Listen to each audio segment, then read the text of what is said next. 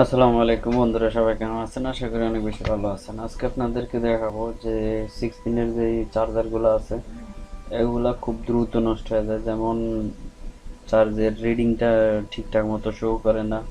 অনেক সময় কিছু কিছু সময় দেখা যায় অনেক হাই নেয়, কিছু কিছু সময় অনেক স্লো কাজ করে। ঠিক আছে, তো এটাই আজকে দেখাবো কিভাবে রিপেয়ার করবেন। যে অল্প কিছু টাকা খরচ করে, হয়তো চার্জারটার দাম বাংলা টাকায় হয়তো 1000 টাকা, প্রাইস 1200 টাকা। চার্জারটা ফেলে না দিয়ে অল্প টাকা খরচ করে কিভাবে আপনি এটা রিপেয়ার করবেন সেটাই আজকে আপনাদেরকে দেখাবো। একটা পুরো ঠিকঠাক মতো কাজ করতেছে না এটা। বিশেষ করে হয় হলে অনেক সময় আমরা লং টাইম চার্জ দিয়ে রাখলে, অথবা ড্যামেজ ব্যাটারি রিপেয়ার করার সময় যে আমরা শর্ট দেই, অথবা ইউএসবি পোর্ট অনেক সময় শর্ট থাকে, ওই সময় এই সমস্যাটা দেখা দেয়। আস্তে আস্তে সবগুলো পোর্টেই খারাপ হয়ে যায় একটা সময়। এটি আর কি, তো আজকে আপনাদেরকে দেখাবো। তো ধৈর্য সহকারে আশা করি পুরো ভিডিওটাই দেখবেন।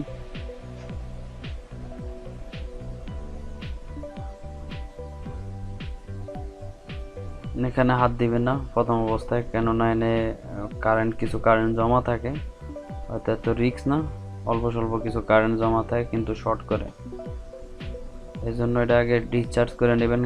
মোটা ক্যাপাসিটার যে নিচে আছে ওইটারে এনে হাত দেওয়ার দরকার নেই। প্রথমেই যে কোনো একটা কিছু দিয়ে দেখছেন হয়ে গেছে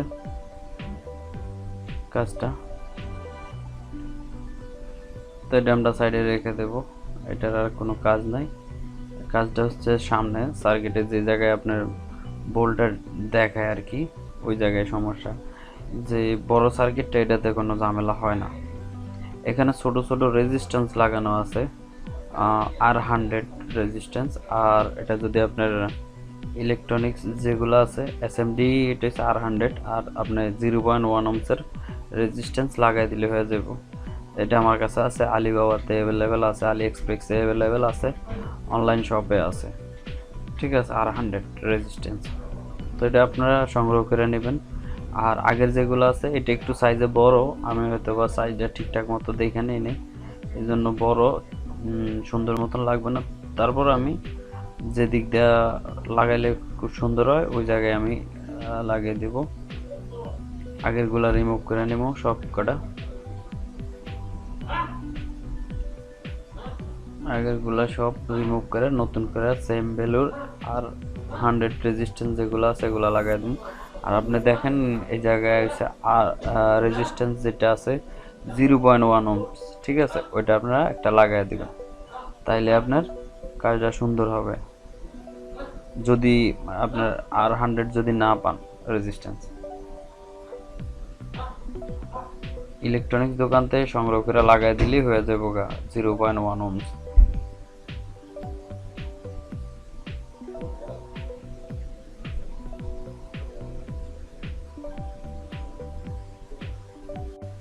আপনারা যখন কিনবেন এসএমডি রেজিস্ট্যান্সগুলো, তো সাইজটা একটু দয়া করে দেখে নেবেন, তাইলে আপনার হয়তো বা লাগাইতে আর ঝামেলা হইব না।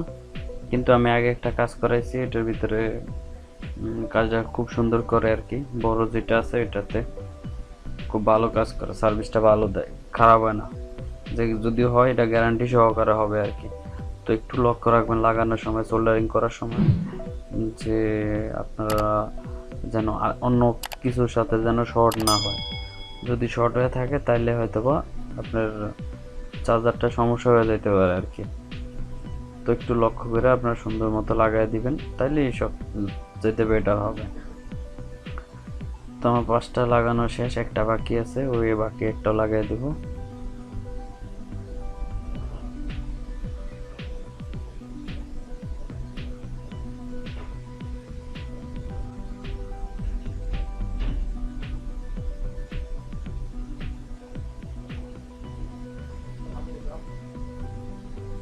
হালকা একটু ক্লিন করে দেখে নেবো যে শর্ট শর্ট আছে কিনা কোনো জায়গা দিয়ে।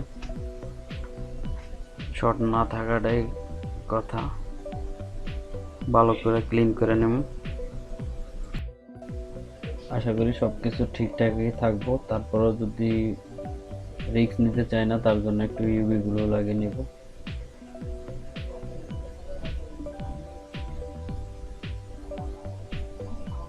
পরবর্তীতে শর্ট না হয়, যেন কাজটা বারবার যে না করতে হয় তার জন্য আর কি।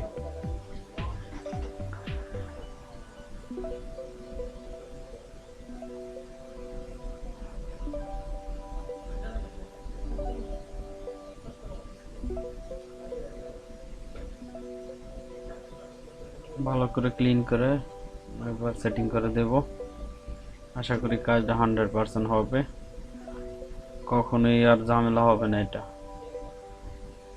আর আপনার ভুলও হয়তো এই কাজটা অনেকে ওয়্যার দিয়ে করার চেষ্টা করে, এই কাজটা করবেন না। ওয়্যার দিয়ে লাগানোর সাথে সাথে জাম্পার দেওয়ার সাথে সাথে আপনার ডিসপ্লে যে আইসিটা আছে, ডিসপ্লে ম্যানেজমেন্ট করে আর কি, ওই আইসিটা চলে যাবে, কারণ হয়তো আর আপনার পরবর্তীতে আর এটা ঠিক হবেই না, রেজিস্ট্যান্স ছাড়া এটা আর কাজ করবেই না। ঠিক আছে, এই জন্য আপনারা রেজিস্ট্যান্স লাগানোর চেষ্টা করুন। আশা করি কাজটা কমপ্লিট হয়েছে একদম বরাবর। চার্জ নিতে আছে 1.6, আগে নিত 0.2, 0.3, 0.5 এরকম আর কি। এখন এটাতে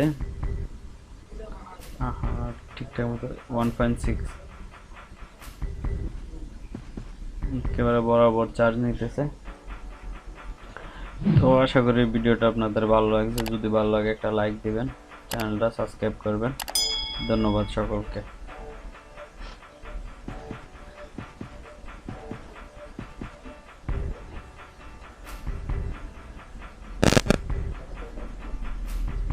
সব কটা পোর্ট ঠিক আছে। আল্লাহ হাফিজ।